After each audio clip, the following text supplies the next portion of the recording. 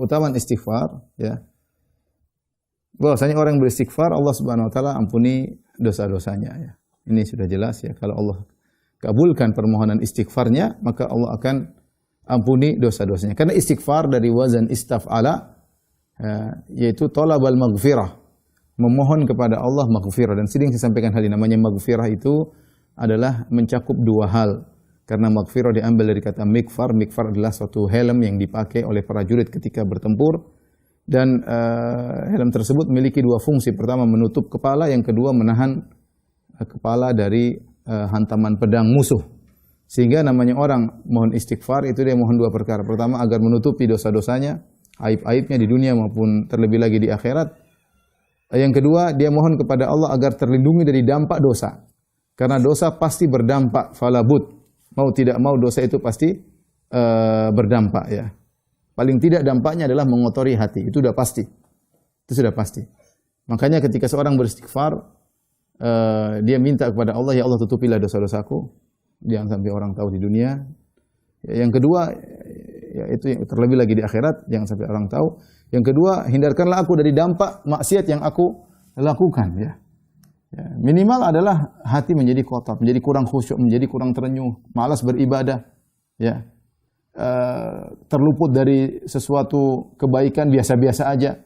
Kalau dulu hati ketika bersih, terlambat sholat berjamaah rasanya sedih. Bangun kesiangan rasanya sedih banget, ya. Hari lewat tidak baca Quran rasanya sedih, tapi lama-kelamaan kok jadi biasa. Ya. Makanya Ibnu Qayyim pernah berkata, laula annal quluba salimatun la taqatta'at asafan minal hirmani. Ya. Kalau tidak hati itu kalau seandainya hati itu bersih, tentu hati itu akan menjadi tercabik-cabik kalau terhalang dari suatu kebaikan. Namun kenyataannya sebagian kita ketika terhalang dari sebagian kebaikan, tidak bangun malam misalnya, atau tidak baca Quran hari ini, atau apa, kayak biasa-biasa saja hatinya. Biasa-biasa saja hatinya, ya.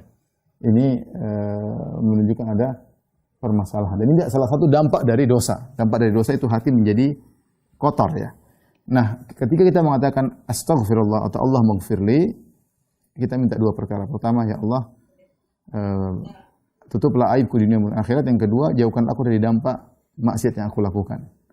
Belum lagi dampak-dampak yang lain, ya, seperti dampak di dunia mungkin kena musibah dan macam-macam, teguran dari Allah dan yang lainnya.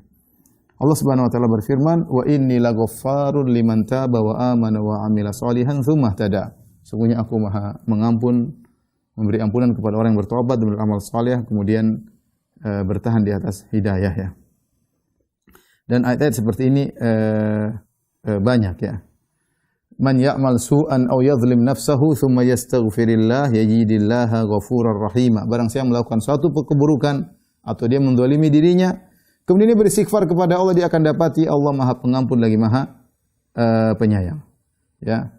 Allah mengatakan innallaha la yaghfiru ayyushraka bih wa yaghfiru ma duna dzalika liman yasha. Allah tidak mengampuni dosa kesyirikan dan Allah mengampuni dosa-dosa selain kesyirikan. Allah mengatakan rabbukum a'lamu fi nufusikum in takunu shalihin fa innahu kana lil awwabina ghafura. Sungguhnya Allah bagi orang-orang yang kembali kepada Allah ghafura. Allah Maha Pengampun. Dan ayat yang menunjukkan Allah Maha Pengampun, Maha Penyayang sangat banyak, ya.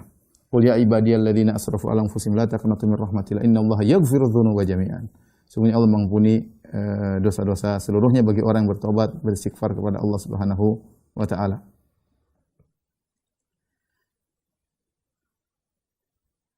Allah yang mengatakan fastaghfiruni aghfir lakum. Mohonlah ampunan kepadaku, niscaya aku akan mengampuni kalian, ya. Nabi yang mengatakan innallaha yabsutu yadahu bin nahari liyatuba musii'ul lail wa yabsutu yadahu bil laili liyatuba musii'un nahar. Sungguhnya Allah membentangkan tangannya di siang hari agar pelaku maksiat di malam hari bertobat. Dan Allah terima tentunya. Dan Allah membentangkan tangannya di malam hari agar pelaku maksiat di siang hari bertobat kepada Allah Subhanahu wa taala. Demikian juga dalam satu hadis dari Abu Hurairah radhiyallahu anhu, Rasulullah SAW bersabda, "Aznaba abdun dzamban." Ada seorang hamba melakukan dosa. Faqala, "Allahumma ighfirli dzambi." Kemudian dia berkata, "Ya Allah, ampunilah dosaku." Faqala tabaraka wa ta'ala, maka Allah berkata, "Adnaba 'abdi dzamban fa alima anna lahu rabban yaghfiru dzamba wa ya'khudhu dzamb." Sungguhnya hambaku melakukan dosa, tapi dia tahu dia punya Tuhan. Yang Tuhan tersebut memiliki sifat mengampuni dosa dan menghukum karena dosa. Ya. Ghafartu lahu, kata Allah, aku ampuni dosa-dosanya. Tsumma makatha masyaallah, kemudian dia berdiam beberapa lama tidak bermaksiat. Kemudian dia berdosa lagi. Tsumma ada fa'aznab, kemudian dia kembali berdosa lagi. Kemudian dia berkata, Rabbi ghfirli dzambi, ya Allah ampuni dosa-dosaku. Allah komentar lagi. Ya, abdi aznaba dzamban, sungguhnya hambaku melakukan dosa, fa alima anna lahu rabban yaghfiru dzamba, tapi dia tahu dia punya Tuhan yang mengampuni dosa, wa ya'khudhu bidzam, dan bisa menghukum karena dosa. Ghafartu lahu, aku ampuni dia. Tsumma ada fa aznaba, kemudian dia tidak bermaksiat lagi, kembali lagi 3 kali. Ketika dia bermaksiat mengulangi ketiga kali, berkata lagi, Rabbi ghfirli dzambi, ya Allah ampuni dosa-dosaku. Allah mengatakan dengan perkataan yang sama. Ya, bahwasanya hambaku ini tahu dia punya Tuhan yang mengampuni dosa dan menghukum karena dosa. Ya. Kemudian Allah berkata, ya, falyamal abdi ma syaa. Silakan hambaku melakukan apa yang dia kehendaki. Artinya, jika dia bermaksiat kemudian bertobat, jika dia bermaksiat kemudian bertobat, maka Allah akan terus mengampuni dosa-dosanya. Setiap dia bermaksiat dia beristighfar. Ya, dan ini yang perlu kita ingat, jangan kita suudzon kepada Allah Subhanahu wa taala. Seorang berusaha melepaskan diri daripada jerat kemaksiatan.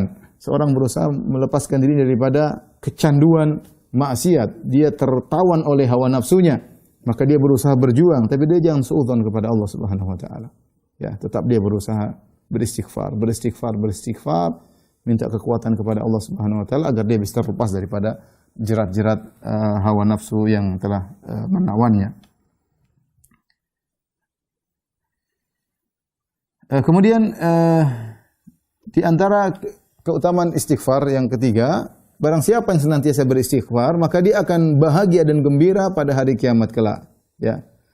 Nabi sallallahu alaihi wasallam berkata, "Man ahabba an tasurrahu sahifatuhu falyukthir fiha minal istighfar." Barang siapa yang ingin catatan amalnya, raportnya membuat dia bahagia, maka isilah raportnya tersebut, isilah catatan amalnya tersebut dengan banyak istighfar, kata Nabi SAW. Ya, kita ingin senang pada hari kiamat ketika dibuka laporan catatan amal kita. Ya, apa yang membuat bisa kita senang? Di antaranya kita beristighfar. Kalau kita dapat ternyata banyak istighfar, kita akan bahagia, kita akan senang, kata Nabi SAW. Dalam hadis yang lain, tuba liman wajada fi sahifatihi istighfaran katsiran. Sungguh beruntung orang yang mendapati dalam catatan amalnya banyak istighfar. Ini orang yang bahagia, orang beruntung, orang yang gembira pada hari kiamat kelak. Oleh karenanya akhi dan ukhti yang dirahmati oleh Allah Subhanahu wa taala, ngapain kita bengong? Jangan jadi orang Islam, jangan bengong. Jalan astagfirullah. Tidak selalu kita jalan ada teman ngobrol ya. Ya. Kita jalan sendiri enggak ada masalah, istighfar, astagfirullah di jalan. Kalau enggak kita dengar kajian di radio misalnya, ya kalau enggak kita lagi dengar kajian, ya kita matikan radionya, gantian kita beristighfar. Karena kita butuh dengar kajian, kita juga butuh connecting kita dengan Allah dengan istighfar. Sambil kita berusaha menghayati makna istighfar tersebut. Ya Allah, tutuplah aibku, ya Allah, aku banyak melakukan aib ya.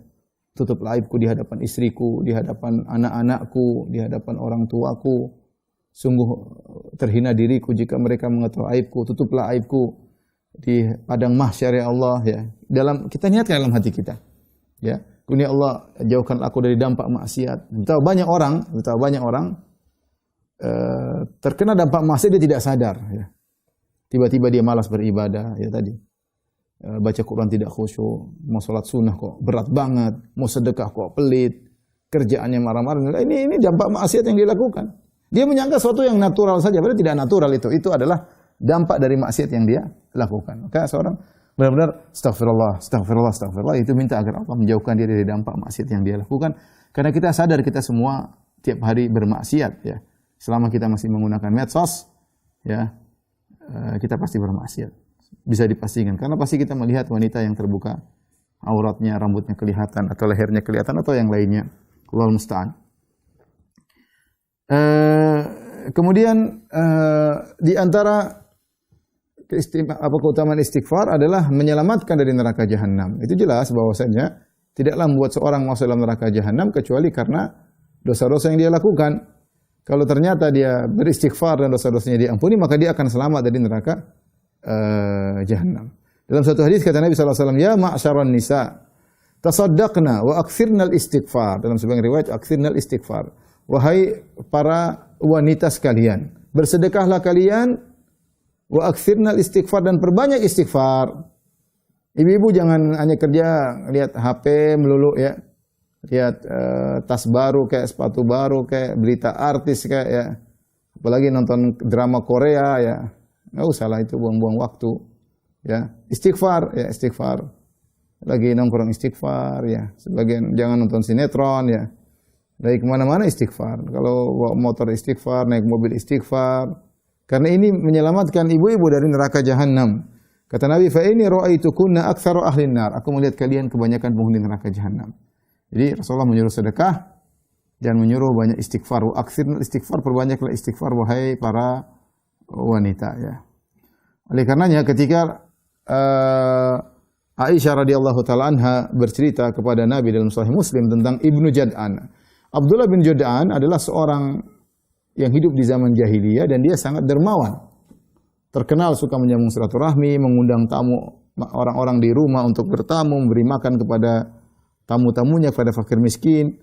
Maka Aisyah pernah bertanya, "Ya Rasulullah, Ibnu Jad'an kana fil jahiliyah laysa rahim." Ya Rasulullah, bagaimana dengan Abdullah bin Jad'an? Beliau dahulu di zaman jahiliyah suka nyambung silaturahmi, terkenal. Wa yut'imul miskin, suka memberi makan kepada fakir miskin. Fahal dzaka nafi'uhu? Apakah perbuatannya itu bermanfaat baginya hari kiamat kelak? Kata Nabi sallallahu alaihi wasallam, la yanfa'uh, tidak bermanfaat baginya. Innahu lam yakul yauman, dia tidak pernah mengucapkan sekalipun, Rabbi ghfirli khati'ati yaumaddin. Ya Allah ampunilah dosa-dosaku pada hari kiamat. Tidak pernah dia mengucapkan demikian. Seandainya dia ucapkan ini, dia akan selamat dan bermanfaat amal saleh yang dia lakukan. Ini menunjukkan bahwasanya istighfar ya, istighfar menghalangi seorang dari masuk neraka jahannam ya. Ya. Kemudian di antara faedah istighfar ya, yang kelima, istighfar adalah sebab untuk meraih rahmat Allah di dunia maupun di akhirat. Istighfar adalah sebab meraih rahmat Allah di dunia dan akhirat. Nabi Shalih alaihissalam berkata kepada kaumnya, kaum Samud, "Ya qaumi, lima tasta'jiluna bis-sayyi'ati qabla al-hasanati? Laula tastaghfirunallah la'allakum turhamun." Wahai kaumku, kenapa kalian minta segera diberikan azab? Nantang-nantang untuk diturunkan azab kalau kalian tidak beriman, ya. Laula tastaghfirullah, kan lebih baik kalian beristighfar kepada Allah, la'allakum turhamun, agar kalian dirahmati. Orang banyak istighfar, rahmat Allah turun kepadanya, ya. Orang banyak istighfar, rahmat Allah banyak turun kepadanya. Maka jangan ragu-ragu kita astagfirullah, astagfirullah, astagfirullah, astagfirullah. Kemudian di antara keutamaan istighfar, istighfar adalah menyebabkan seorang masuk ke dalam surga, menyebabkan seorang masuk dalam surga. Diselamatkan dari neraka dan menyebut orang masuk dalam surga. Ini saya ingin menunjukkan bahwa istighfar itu adalah ibadah yang agung. Oleh karenanya, ini di antara beda taubat dengan istighfar. Kalau taubat biasanya orang bertobat kalau dia melakukan dosa, dia merasa bertobat, dia meninggalkan. Kalau istighfar terkadang kita entah dosa atau enggak, kita sadar kita banyak dosa. Terkadang kita lupa berdosa kita, tapi kita banyak istighfar karena kita tahu kita enggak luput dari dosa ya. Oleh karenanya istighfar ini kebiasaan orang-orang soleh. Mereka sering beristighfar, padahal dosa mereka sedikit. Orang soleh, mereka sering beristighfar meskipun dosa-dosa mereka mungkin bisa dihitung dengan jari orang-orang soleh tersebut. Mereka terus beristighfar. Karena istighfar adalah ibadah yang agung dan sebab masuk surga. Ya, kata Allah Subhanahu Wa Taala ketika menyebutkan ciri-ciri orang bertakwa, walladzina idza fa'alu fahishatan aw dzalamu anfusahum dzakarullaha fastaghfiru lidzunubihim wa may yaghfiru dzunuba illa Allah wa lam yusiru 'ala ma fa'alu wa hum ya'lamun. Ulaika jazaohum maghfiratun min rabbihim wa jannatun tajri min tahtihal anhar. Dan orang-orang yang jika melakukan perbuatan keji atau berbuat dosa, mereka ingat kepada Allah dan mereka beristighfar agar Allah mengampuni dosa-dosa mereka. Dan siapakah yang mengampuni dosa kecuali Allah? Dan mereka tidak terus-menerus di atas maksiat yang mereka lakukan sementara mereka mengetahui. Ulaika jazaohum maghfirah. Balasan mereka adalah ampunan dari Allah dan surga-surga yang mengalir di bawahnya sungai-sungai, mereka kekal dalamnya selama-lamanya. Wa ni'ma ajrul amilin, sebaik-baik balasan bagi orang yang beramal saleh.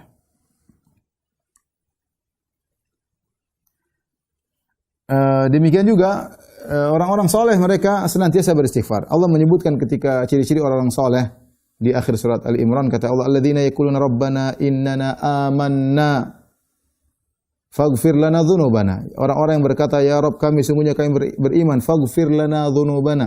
Ampunilah dosa-dosa kami wa qina adzabannar. Dan jauhkanlah kami dari bukan di akhir surat Ali Imran tapi di surat Ali Imran ayat 16 17. Ya, Allah sebutkan ciri-ciri orang bertakwa, di antaranya mereka berdoa faghfir lana dzunubana, ya Allah ampunilah dosa-dosa kami, ya. Kemudian di antara keutamaan istighfar, istighfar meninggikan derajat, ya.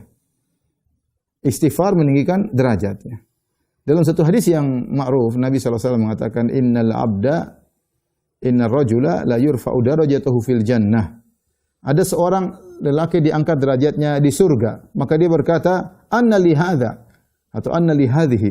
Kok saya bisa dapat derajat yang tinggi di surga? Maka dikatakan bistighfari waladika laka. Anakmu sering mohon ampunan buat engkau. Lihat, bukan dia yang beristighfar, anaknya yang beristighfar buat dia, dianya naik derajatnya.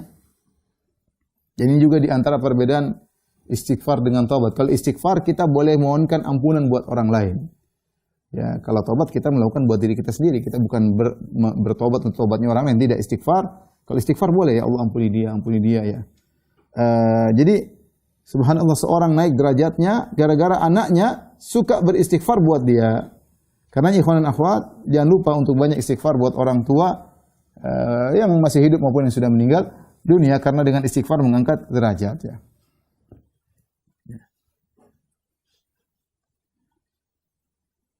Kemudian di antaranya istighfar, ya, memudahkan dilapangkannya rezeki, mudahnya turunnya air hujan yang berkah dan harta yang banyak, ya. Allah Subhanahu wa taala berfirman, "Wa anistaghfiru rabbakum tsumma tubu ilaihi yumatti'kum mata'an hasanan ila ajalin musamma wa yu'ti kulli fadlin fadlah." Kata Allah, beristighfarlah kepada kalian. Ya, maka niscaya Allah akan yumatti'kum mata'an hasanan. Itu Allah akan berikan kalian kenikmatan yang baik, ya. Demikian juga perkataan Nabi Nuh kepada kaumnya, istaghfir rabbakum innahu kana ghaffara. Beristighfarlah kalian kepada Rabb kalian, sungguhnya Allah Maha Pengampun. Yursilis sama alaikum midrara. Allah akan menurunkan hujan yang deras, tapi hujan yang deras yang berkah, bukan hujan deras yang menimbulkan musibah dan bencana, tapi hujan deras yang berkah, ya. Namun ketika kaum Nabi Nuh tidak beristighfar, maka Allah turunkan hujan yang deras tapi bencana. Seandainya mereka bertobat beristighfar kepada Allah, maka Allah turunkan hujan rahmat. Kata Nabi Nuh, yursilis sama alaikum midrara. Kalian beristighfar, Allah turunkan hujan yang deras yang rahmat. Wa yumdidukum bi amwalin wa banin. Allah akan perbanyak harta kalian. Wa banin, Allah akan perbanyak anak keturunan kalian. Wa yaj'al lakum jannatin wa yaj'al lakum anhar. Allah akan bukakan bagi kalian kebun-kebun, taman-taman yang indah. Wa anhara, dan Allah akan alirkan bagi kalian sungai-sungai, ya.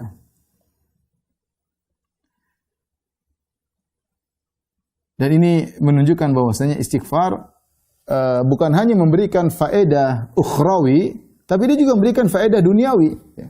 Bayangkan kita beristighfar, dosa-dosa kita diampuni, masuk surga. Ini faedah di akhirat. Di dunia kita juga dapatnya tadi, dapat rezeki, dilapangkan rezeki, dimudahkan punya anak-anak, kemudian kebun-kebun menjadi subur, ya. Kenapa? Karena sering beristighfar kepada Allah Subhanahu wa taala. Karena kita tahu bahwasanya tidaklah musibah menimpa kita kecuali dosa-dosa yang kita lakukan. Ketika dosa-dosa kita diangkat dengan kita beristighfar, maka akan berganti dengan rahmat Allah Subhanahu wa taala. Tadi sudah disinggung juga bahwasanya istighfar sebab banyaknya anak tadi, yumdidukum bi amwalin wa banin. Kalau kalian banyak istighfar, maka Allah akan perbanyak harta, Allah perbanyak anak, ya. Ya, ini yang faedah ke-9. Faedah yang ke-10, al-istighfar sababun lil quwwah. Istighfar mendatangkan kekuatan, ya. Apa dalilnya? Dalilnya surat Hud ayat 52. Kata Nabi Hud kepada kaumnya, kita tahu kaum Nabi Hud, kaum Ad adalah kaum yang sangat kuat. Mereka adalah kaum yang sangat kuat sehingga mereka sombong dengan kekuatan mereka, ya. Wa amma adun fastakbaru fil ardi bighairil haqqi wa qalu man ashaddu minna quwwah.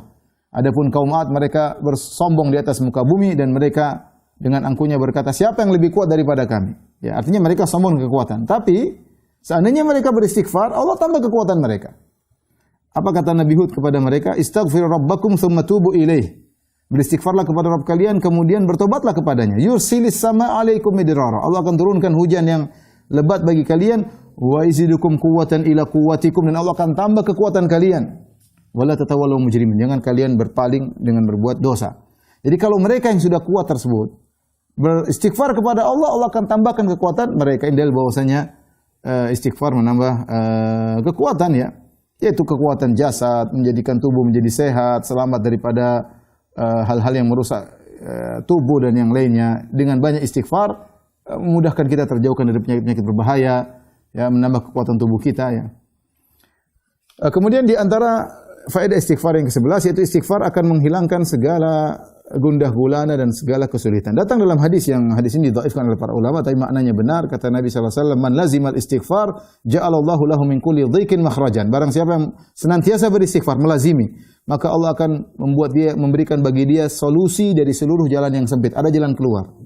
Suatu yang sempit ada jalan keluarnya. Wa min kulli hammin faraja, dan segala kesedihan atau kesusahan akan ada jalan keluar, ya.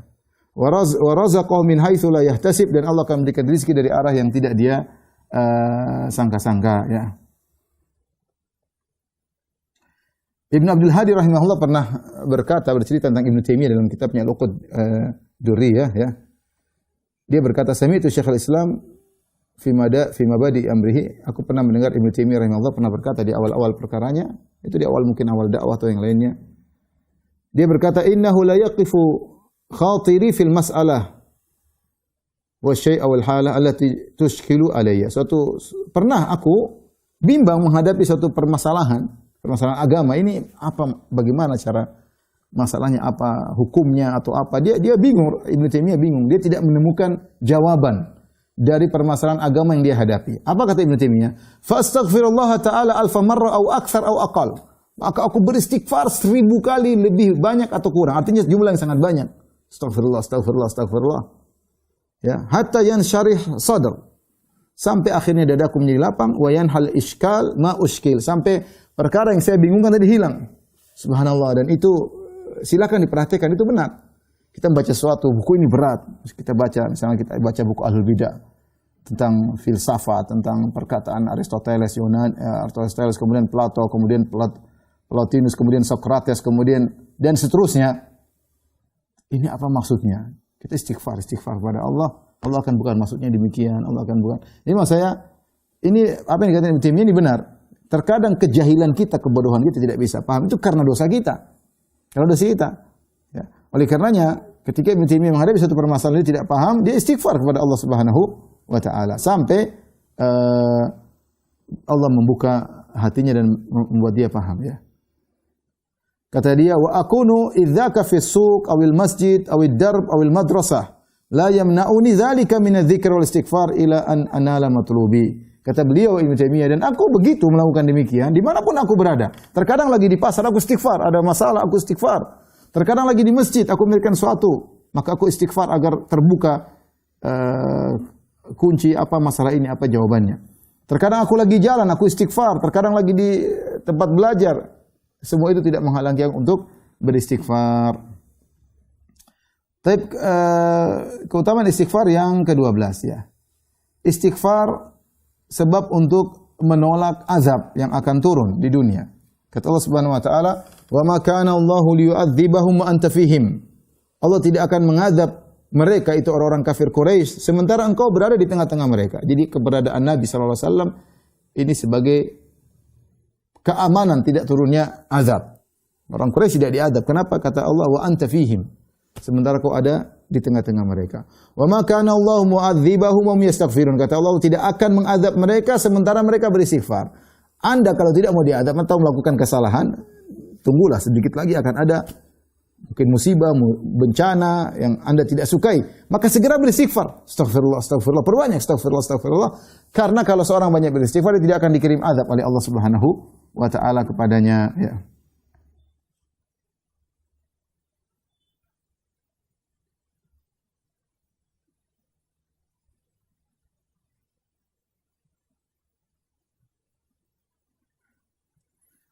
Baik,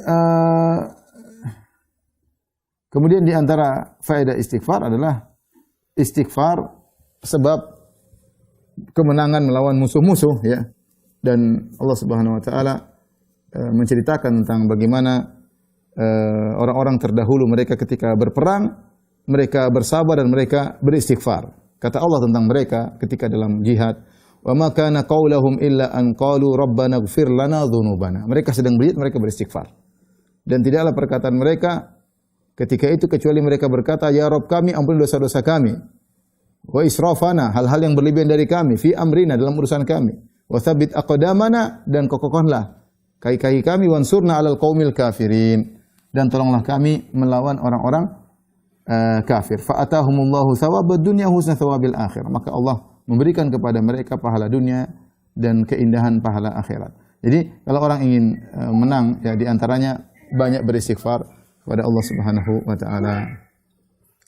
Tapi ikhwan dan akhwat yang dirahmati Allah Subhanahu wa taala, inilah sebagian kecil dari faedah-faedah istighfar yang tadi kita sebutkan 13 poin yang seorang berusaha untuk memperbanyak istighfar. Kita ini jadi masalah di zaman kita ini, waktu kita terbuang-buang ya, yang tidak ada faedahnya, yang tidak ada faedahnya, sehingga waktu kita untuk di medsos terbuang-buang ya, untuk komentar, untuk melihat berita-berita yang tidak ada penghujungnya, ya, waktu itu terbuang-buang. Sementara seandainya kita manfaatkan istighfar, astagfirullah, astagfirullah, setiap astagfirullah yang kita ucapkan akan semakin bahagiakan kita di dunia maupun di akhirat. Maka kita jangan pelit terhadap diri kita. Kita ingin bahagia, banyak istighfar. Astagfirullah, astagfirullah, astagfirullah, astagfirullah ya. Sering kita membasahi lisan kita untuk beristighfar kepada Allah Subhanahu wa taala. Apapun kegiatan kita, mau dokter, mau pekerja di pasar, banyak kegiatan yang bisa kita kerjakan sambil kita berzikir. Ada kegiatan yang nggak bisa, mungkin dia harus konsen. Ada hal-hal yang sambil nyetir kita bisa istighfar. Sambil goreng, ibu-ibu goreng sesuatu kita bisa beristighfar. Ya. Daripada kita buang-buang waktu, sambil goreng sesuatu kita istighfar. Ya. Misalnya kita lagi mijit suami, kita bisa beristighfar sambil mijit suami. Ya. Bisa sambil zikir pagi petang, karena ini tidak butuh konsentrasi khusus. Sama suami yang mungkin lagi istrinya bisa sambil berzikir kepada Allah. Jadi manfaatkan waktu kita dan kita tidak usah pekewuh. Jadi masalah kita ini pekewuh. Kita mau melakukan zikir kayaknya kayak so alim kayak apa. Tapi kalau kita sudah enggak pekewuh, coba kita misalnya sama istri kita. Apa soalnya kita sebelum tidur kita baca zikir sebelum tidur? Kan kita baca juga. Enggak usah malu-malu. Sama kalau kita lagi sama istri kita lagi pijit, kita sambil berzikir, enggak usah malu-malu. Kita lagi jalan sama teman, duduk di sampingan, lagi suasana diam nih, sudah habis ngobrol sebentar diam, istighfar, astagfirullah, astagfirullah, astagfirullah. Tapi kita kayaknya pekewuh, enggak enak. Mau istighfar takut riya dan macam-macam, setan bikin kita akhirnya tidak beristighfar, akhirnya buka HP, apa berita hari ini? Terasa setengah jam. Coba setengah jam kalau istighfar sudah berapa kita istighfar ya. Wallahu a'lam bishawab.